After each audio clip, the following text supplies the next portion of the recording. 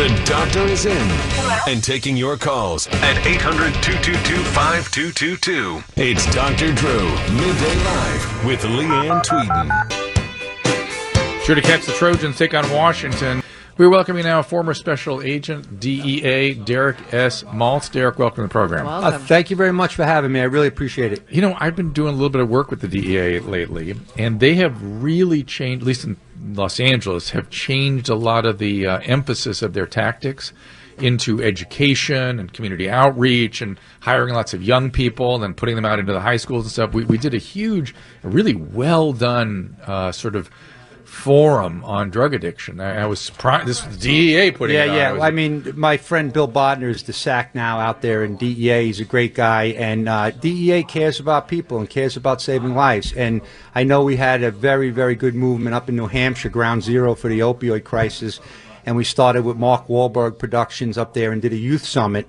And ever since we did the youth summit, it was such a hit. Jeff Sessions, Attorney General, went out there and was very proud of the DEA for stepping up to educate. But you got to remember. Well, that's what we did in Los Angeles. Yeah, we did one of those. It was a full-day event. But the thing is that you're going to understand law enforcement, DEA agents are paid really to go after the networks and take down the cartels and the highest level echelon of the organizations. Right.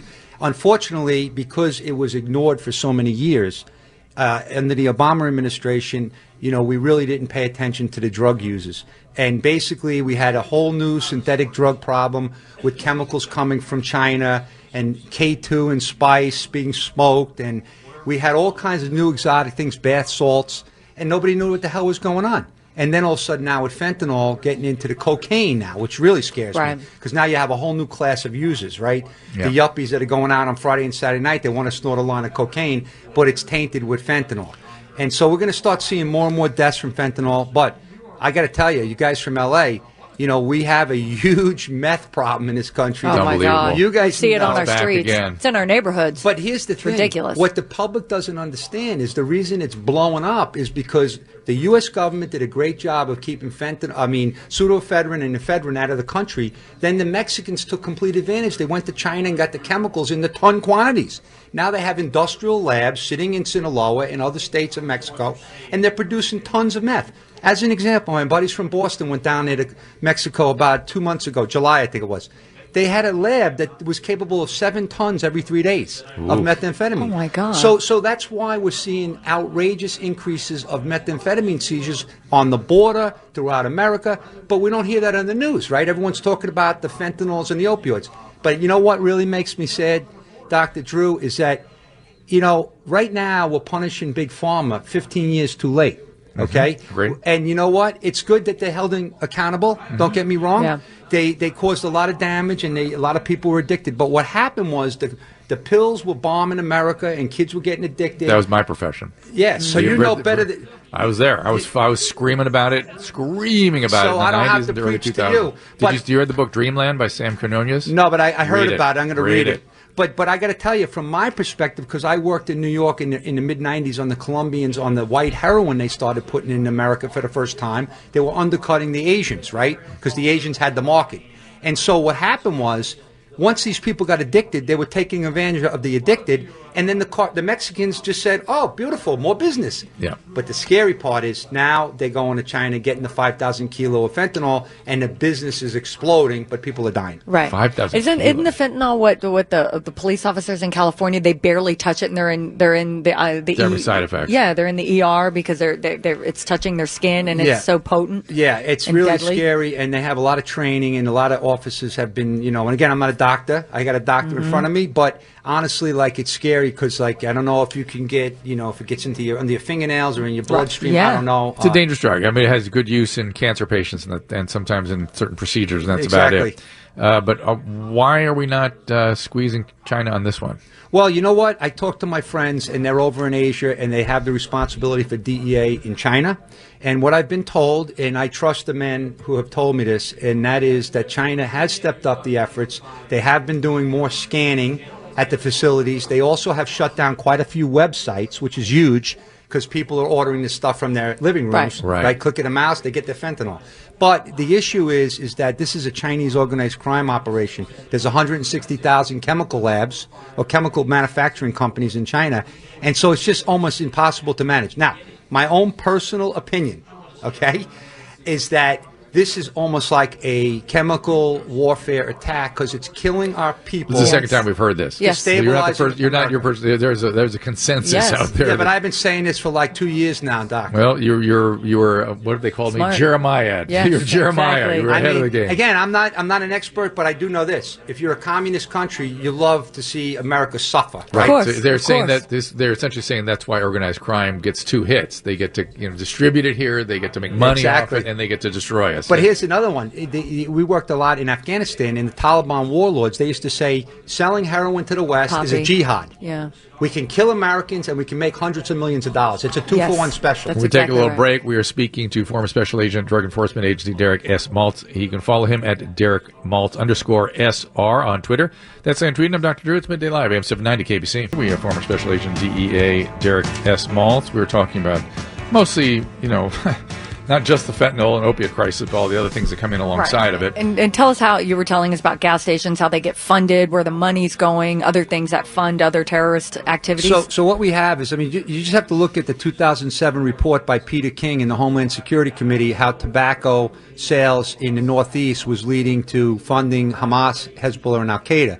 Well, this is 12 years ago, and of course we haven't stopped that. That's why Right. we still see. But what they're doing but is illegal tobacco. illegal. What they do is they buy the cigarettes in bulk in North Carolina, South Carolina. They transport it up to New York in tractor trailers. They sell it out the back door of the bodegas. They don't pay taxes. They sell the cigarettes at half price. So here's the deal: they make millions of dollars from the cigarettes, but they also do welfare fraud. Where you go into a bodega, you give them a card for $100. They give you $50 cash. They take the $100 card, go to Costco, buy $100 worth of goods. Then they go ahead and sell drug paraphernalia, little bags that they put the heroin in.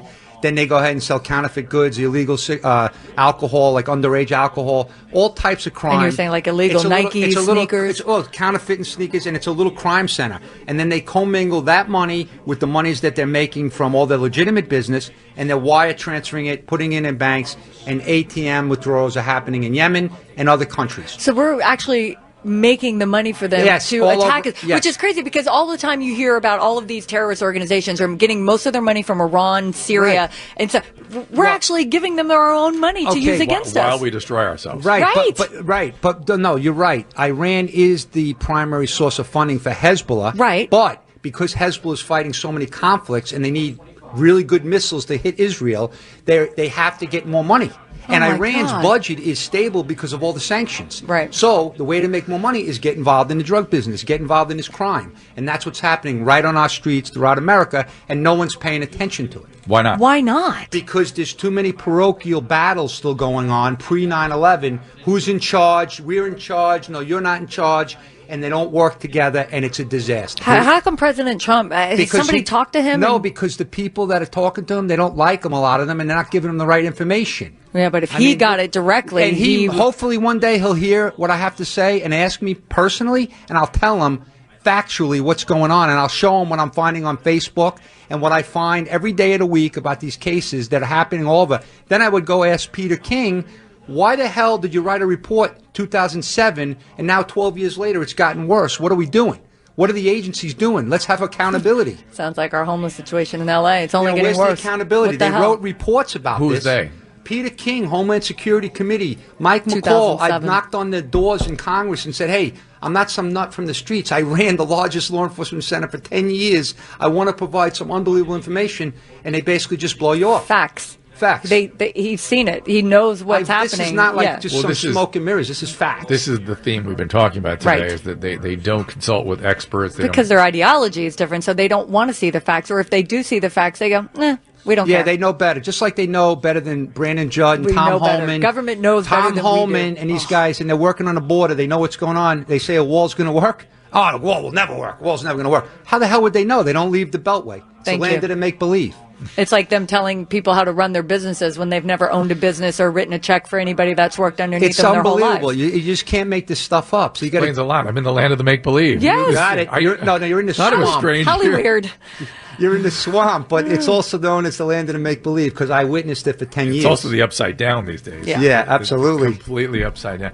Yeah, I'm troubled by the lack of not consultation, but really reliance on people that No. are experts in whatever area that you're Boots on the ground. yeah. So I got to ask you a question. Since you're an educated man, you're Yeah. a doctor, so I want you to ask this question because I've Yeah. testified to this.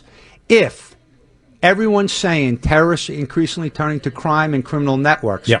why do we still have our terrorism investigators not communicating and coordinating with our crime investigators like we saw in Boston with Tamerlan? Yeah. We never, ever were asked at my center if we had any drug information about Tamerlan. And guess what we found out after the bomb? We had 14 direct calls to Tamerlan and his sister on their phones that could have been investigated. And the kid who was mutilated in the apartment in Waltham, Massachusetts on the 10-year anniversary was a drug trafficker on the DEA Homeland Security wiretap that nobody knew until after that poor 8-year-old Martin Richards was dead in the streets of Boston. Well, And- what do you mean nobody knew? They're surveying him, no?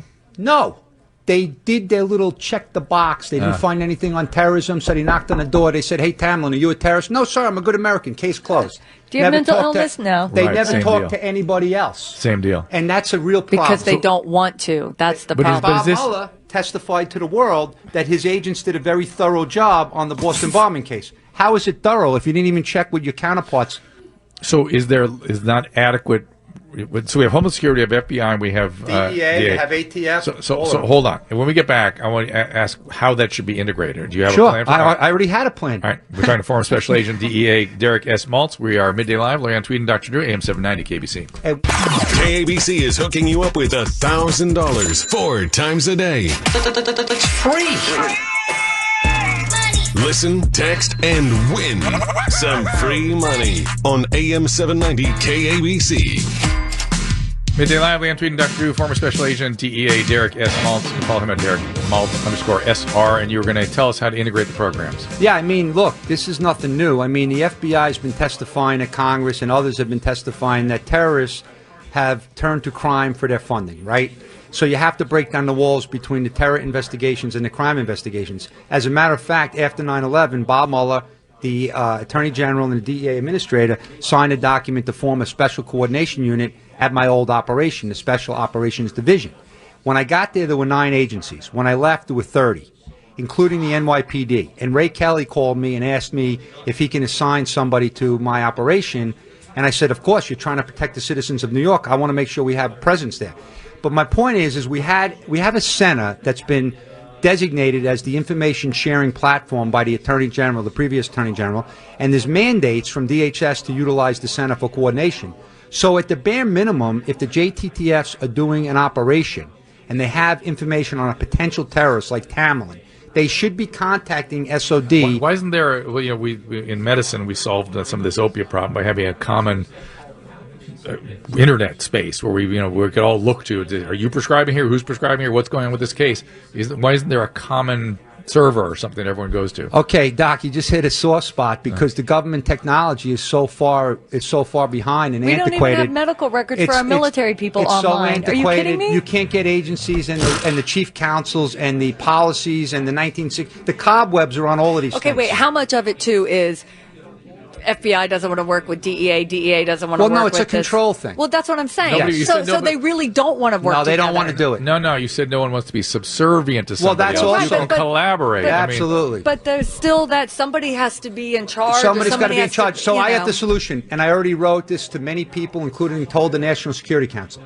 Designate one person in the Department of Justice that works in the Deputy Attorney There you General's go. office. Yeah. That person's in charge. Yeah. Now, that person has oversight of the Special Operations Division. You elevate the senior level people of FBI, DEA, Homeland Security, CBP. Everyone's at To the the equal same level. level, yes. Why can't that person? It's like a upgrade joint chairman of the Joint Chiefs. Yeah. He's the chairman, and then you have the And Joint now, Chiefs, and the head now of all if the you're the different Attorney General, agencies. Doc, and you want information, you go to one guy who works in your Department of Justice because you're trying to prosecute these people. I get it, but it seems like that one person could also upgrade the technologies. Oh, absolutely. Oh, hello. So why not? So let's Please. get that person. Well, because, I mean, look, the government, everyone knows the government is way behind. And look at the bad guys. They're using all these encrypted apps all over the country, course. and we're in the We're in still the dark. chasing. private exactly. sector. It's private sector. Yeah, The and look, criminals are private. I love the apps, don't get me wrong. Yeah. But the law enforcement people with a court order can't get into the apps and read the content. Right. Derek, we got to go. Thank you so much for joining So us. much. Derek Thank you. S. Maltz, former Special Agent, Drug Enforcement Agency, Derek Maltz _SR, right, as you on Twitter. Yeah. That is Leeann Tweeden. I'm Dr. Drew, and this is Midday Live, AM 790 KBC. Thank you.